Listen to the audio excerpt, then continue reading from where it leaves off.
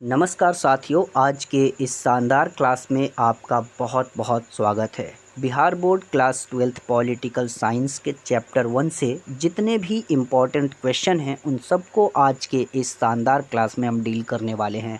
अगर आप वीडियो को स्किप करने की गलती कर देते हैं तो फिर जितने भी इम्पॉर्टेंट सवाल जो कि रेगुलरली बोर्ड में पूछे जाते हैं उन्हें आप मिस कर देंगे। इसलिए मेरा कहना मानिए और इस वीडियो को पूरा देखिएगा ताकि आपको सभी सवालों का जवाब पहले से मालूम हो और एग्ज़ाम में किसी प्रकार की कोई दिक्कत न हो। आइए आज के इस पहले सवाल की तरफ हम बढ़ते हैं और देखते हैं आज का पहला सवाल, जो कि हमसे पूछा जा रहा है कि शीत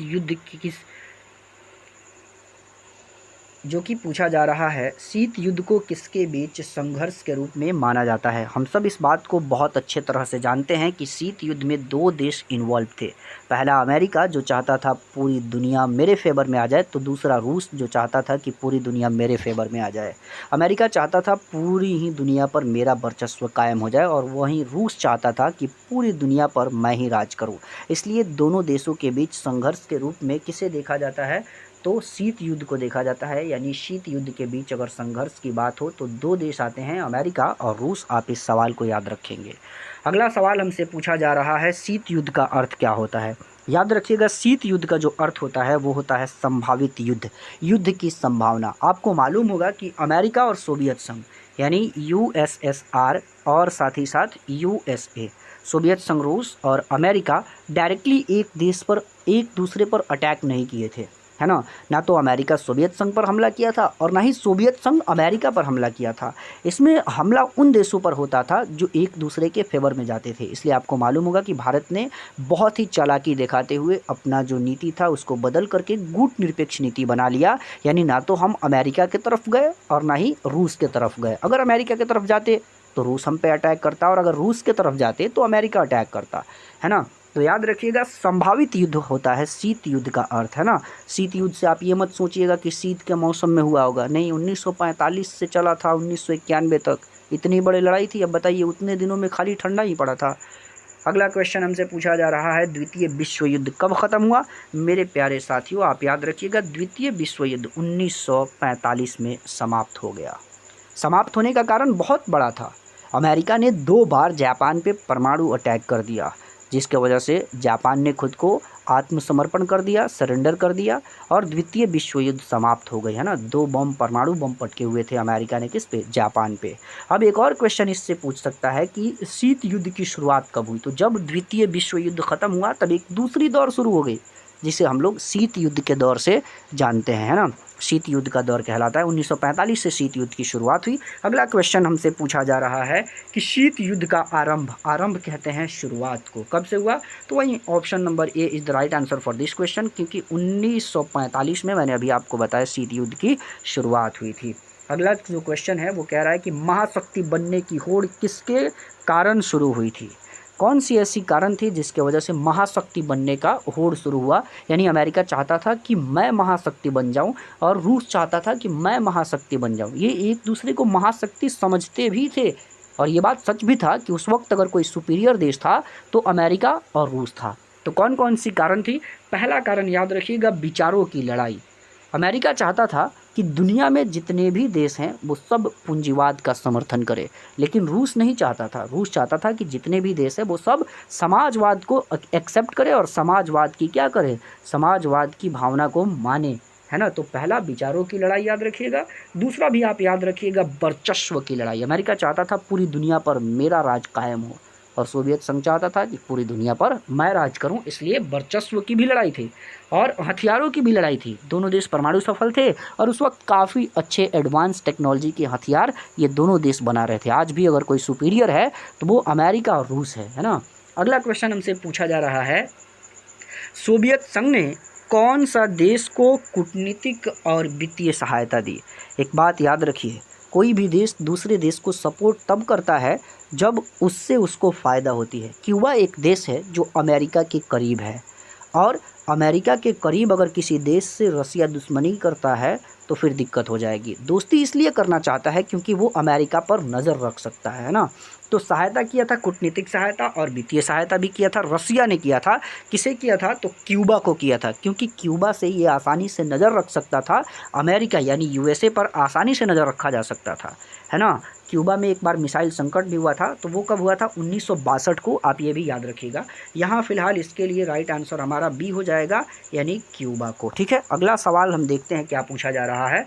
पर क्यूबा मिसाइल संकट के समय सोवियत संघ का नेता कौन थे? तो कौन थे उसके लिए मैं आपको बताऊं, option number A is the right answer for this question, यानी निकिता खुरुश्चेव थे, है ना। ये सोवियत संघ का नेता थे। कब? जब क्यूबा में मिसाइल संकट हुआ था। और क्यूबा में मिसाइल संकट हुआ कब था? तो मैंने आपको पहले ही पिछले स्लाइड में बताया कि 1962 में क्यूबा में मिसाइल संकट हुआ था। अगला क्वेश्चन हमसे पूछा जा रहा है, क्यूबा मिसाइल संकट किस वर्ष हुआ? तो अभी मैंने आपको बताया, अगर आपको याद हो तो 1962 में क्यूबा का मिसाइल संकट हुआ था। यानी option number B is the right answer for this question. अगला सवाल हमसे पूछा जा रहा है कि क्यूबा किस देश के नज़दीक है? अभी आपको बताए हैं कि क्यूबा जो है ये अमेरिका के नज़दीक है। Option number C is the right answer for this question. इसीलिए सोवियत संघ की इस पे नज़र थी कि अमेरिका पे नज़र रखा जा सके। खैर, अगला क्वेश्चन हमसे पूछा जा रहा है, क्यूबा मिसाइल संकट को किसका परम बिंदु कहा जाता है? परम बिंदु मतलब किस वजह से क्यूबा में, मतलब किस दौरान, है ना, मिसाइल संकट हुआ था क्यूबा में। तो दौर याद रखिएगा, मिसाइल संकट कब हुआ था? 1962 में। और शीत युद्ध कब तक चला था? 1991, 45 से 91। तो इसलिए हमारा ऑप्शन नंबर ए सही हो जाएगा। Option number A is the right answer for this question, यानी शीत युद्ध, है ना। शीत युद्ध का परम बिंदु माना जाता है। किसको माना जाता है? तो ये माना जाता है क्यूबा के मिसाइल संकट को। अगला सवाल 11 नंबर हमसे पूछा जा रहा है, अमेरिका ने किस वर्ष जापान पर परमाणु हमला किया था? 1945 में। पिछले बार मैंने आपको बता दिया है, 1945 में अमेरिका ने क्या किया था? जापान पर परमाणु अटैक किए, जिसके वजह से जापान आत्मसमर्पण कर दिया और द्वितीय विश्व युद्ध ख़त्म हुई। कब ख़त्म हुई? 1945 में ही। और यहीं से एक नए दौर की शुरुआत हुई, जो कि शीत युद्ध के नाम से जाना जाता है। अगला क्वेश्चन पूछा जा रहा है कि अमेरिका ने जापान के किस शहर पर पहला पूछा जा रहा है, 2 बार 6 अगस्त और 9 अगस्त को अमेरिका ने परमाणु अटैक किए थे जापान के ऊपर। तो पहला अटैक कब किया था उसने, सॉरी किस शहर पर किया था उसने? तो याद रखिएगा, पहला जो अटैक किया था वो हिरोशिमा पर, और दूसरा याद रखिएगा नागासाकी पर, है ना। पहला बम का नाम अगर पूछेगा तो कहिएगा लिटिल बॉय, और दूसरे बम का नाम फैट मैन। इसलिए option number C is the right answer for this question. अगले सवाल की तरफ हम बढ़ते हैं। अगला सवाल हमसे पूछा जा रहा है, नाटो का उद्देश्य क्या है? तो नाटो का उद्देश्य इनमें से सभी होगा। क्यों सभी होगा? क्योंकि नाटो का उद्देश्य था आर्थिक सहायता, यानी इससे जो भी देश जुड़े हुए हैं उन सबको आर्थिक मदद मिलेगी। उसके बाद सैन्य सहायता, सबको सेना भी मिलेगी, और साथ ही साथ शांति स्थापना, ये तो इसका मुख्य उद्देश्य था। शांति पूरी दुनिया में कायम हो, यही चाहता था क्या, कौन? नाटो एक संगठन थी, है ना।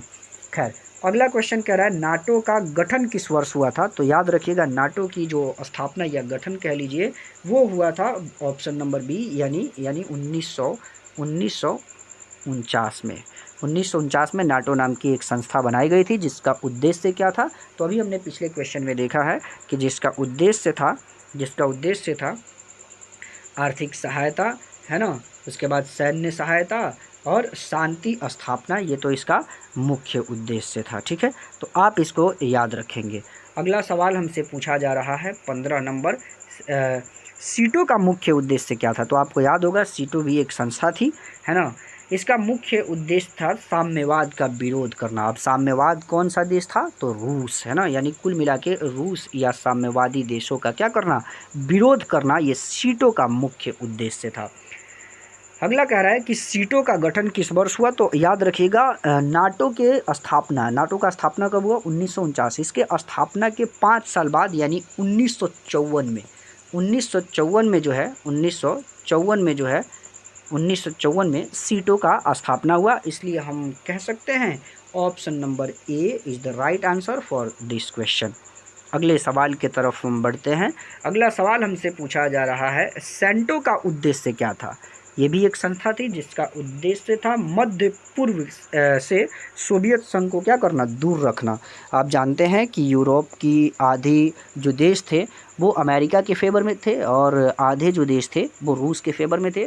तो मध्य पूर्व जो भी देश था, है ना, उसको अमेरिका से सोवियत संघ से दूर रखा जाए, ये जो है ये सेंटो का उद्देश्य था। तो सेंटो का उद्देश्य क्या था? Option number A is the right answer for this question, यानी कि मध्य पूर्व से सोवियत संघ को क्या करना, दूर रखना, ये सेंटो का मुख्य उद्देश्य था।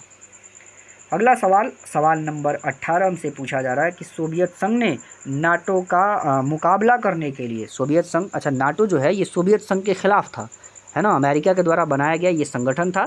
तो इसका मुकाबला करने के लिए सोवियत संघ ने किस संस्था कह रहा है क्वेश्चन कि सोवियत संघ ने नाटो का मुकाबला करने के लिए कौन सी संधि की, संधि का नाम पूछ रहा है ना, संगठन नहीं पूछ रहा। तो ये वर्सा पैक्ट आपने पढ़ा होगा। वर्सा पैक्ट क्या था? तो वर्सा पैक्ट था, ये इसमें मीटिंग हुई थी, है ना, वर्सा में हुआ था। वर्सा की संधि भी इसको कहते हैं, वर्सा की संधि हुई थी, ठीक है। ये किसके खिलाफ हुआ था? तो नाटो का मुकाबला कैसे किया जाए इसके लिए वर्सा की संधि की गई थी। अगला सवाल है, शीत युद्ध के दौरान किस क्षेत्र में खूनी लड़ाइयाँ लड़ी गई? अरे बाप रे, Afghanistan. Option number A is the right answer for this question. अगले सवाल की तरफ बढ़ते हैं जो कि आज का हमारा आखिरी सवाल है। ये कह रहा है गुटनिरपेक्ष आंदोलन का पहला सम्मेलन कब हुआ था? पहला सम्मेलन याद रखिएगा बाबू 1962। कहाँ हुआ था? बेलग्रेड में हुआ था। फिलहाल के लिए आज के इस वीडियो में इतना ही। ऐसे और हौसला अफजाई रखने के लिए आप हमारे चैनल को सब्सक्राइब कीजिए, ज़्यादा से ज़्यादा सपोर्ट कीजिए, इस वीडियो को अपने दोस्तों के साथ शेयर कीजिए ताकि उन्हें भी अपनी तैयारी करने में ज़्यादा दिक्कतों का सामना न करना पड़े। हम मिलते हैं अगले किसी ख़ास वीडियो में, तब तक के लिए देखते रहिए हमारे इस चैनल को और साथ ही साथ अपने एग्ज़ाम की तैयारी के लिए आप इस चैनल से जुड़ना ना भूलें। जय हिंद।